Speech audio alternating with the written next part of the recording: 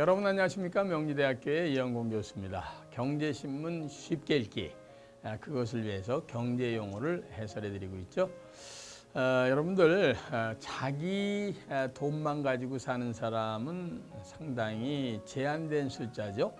대부분의 사람들이 이제 은행으로부터 대출을 받게 됩니다. 이 대출이라는 건 건전한 의미에서요, 누구나 해도 좋은 거고 또 못하는 사람이 바보일 수 있습니다. 왜냐하면 많은 돈을 빌려다가 흥청망청 술 먹는 데 쓰는 거라 그러면 하지 말아야죠. 그런데 이걸 갖다가 뭔가 새롭고 건설적인 데 투자를 해서 은행 이자보다 좀 더 나은 수입을 가져올 수 있다면 당연히 은행 대출을 해야 되는 겁니다. 그때 은행에서 대출을 할 때 두 가지 방법이 있죠. 그 사람이 갖고 있는 신용 상태에 의해서 신용 대출을 해주는 경우가 있는데 너무 좋죠. 그런데 그렇게 신용 대출의 금액은 작거나 그렇지 않으면 제한된 사람한테만 해줍니다.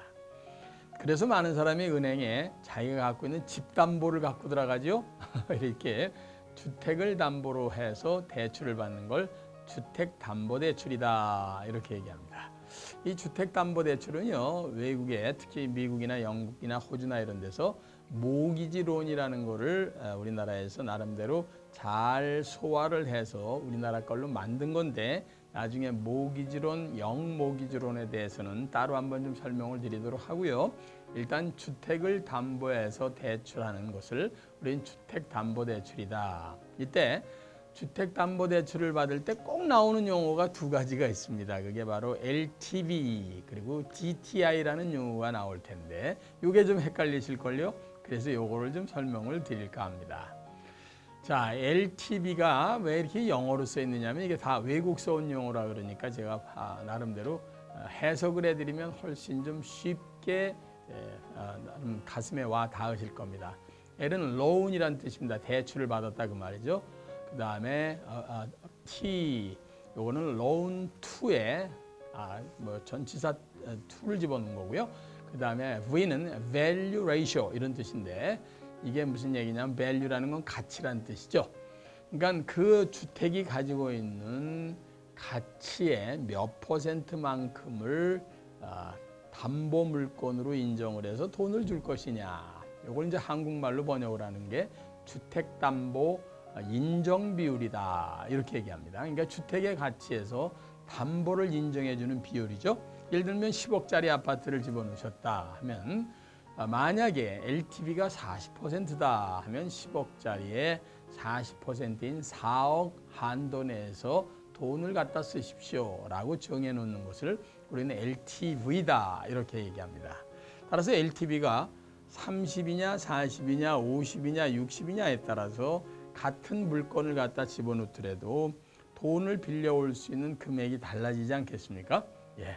그래서 LTV라는 거를 높이게 되면 사람들이 돈을 더 많이 갖다 쓸 수 있고요. LTV를 즉 주택담보 인정 비율을 국가에서 일부러 떨어뜨리게 되면 돈을 빌려갈 수 있는 비율이 떨어지니까 돈의 흐름을 막을 수가 있고 부동산에 지나치게 투기하는 것을 막을 때 우리는 LTV, 소위 말해서 주택담보 인정 비율을 높이거나 낮추도록 이렇게 정부에서 컨트롤합니다. 반면에 DTI라는 녀석이 하나 더 있죠. 요거는 영어로 debt라는 건 이제 빚이라는 뜻이고 debt to income 해서 그 사람이 나름대로 총 빌리는 돈을 갚을 능력이 얼마나 있느냐 하는 걸 보는 건데 이걸 한국말로 총 부채 상환 비율이다 이렇게 얘기합니다. 요 DTI 때 많은 사람이 걸리죠. 이게 뭐냐면 자기가 갖고 있는 LTV 아까 얘기한 주택담보 인정 비율이 50%라 10억짜리 갖다 집어넣으면 5억을 빌릴 수 있음에도 불구하고 DTI 총부채 상환 비율을 딱 걸어놓게 되면은 그 사람이 수입이 없으면 그거를 쓸 수가 없습니다. 왜냐하면 수입액의 일정 한도밖에는 당신이 갚을 능력이 없다라고 봐서 대출을 제한하기 위해서 만든 제도이기 때문입니다. 따라서 목을 줄이는 데 쓰는 것이 DTI라는 거죠.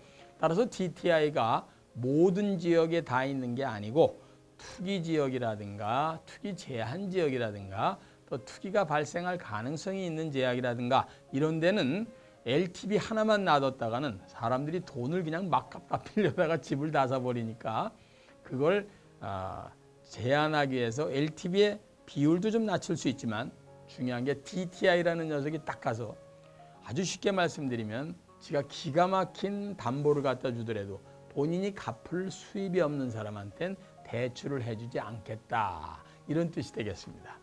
따라서 LTV하고 DTI 이 두 가지 주택담보 인정비율 내에서 총부채 상환 비율이 맞아야 그만큼씩만 빌려주는 계산법을 쓰는 것이 우리나라의 투기제약과 투기제한지역에서 일어나는 정부에서 부동산 시장을 컨트롤하는 방법이다. 이렇게 생각하시면 되겠습니다.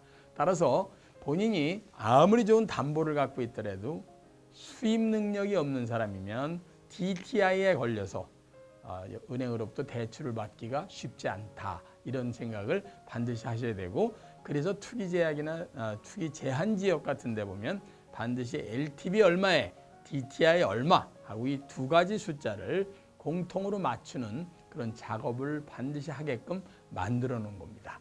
그런데 일반적인 편안한 거래에서는 LTV나 DTI가 거의 필요가 없는 경우가 DTI가 많으니까 그냥 LTV만 보시면서 몇 퍼센트 내에서 일단 주택담보 인정 비율이 되는구나 하는 것만 생각하시고 대출을 받을 수 있겠습니다.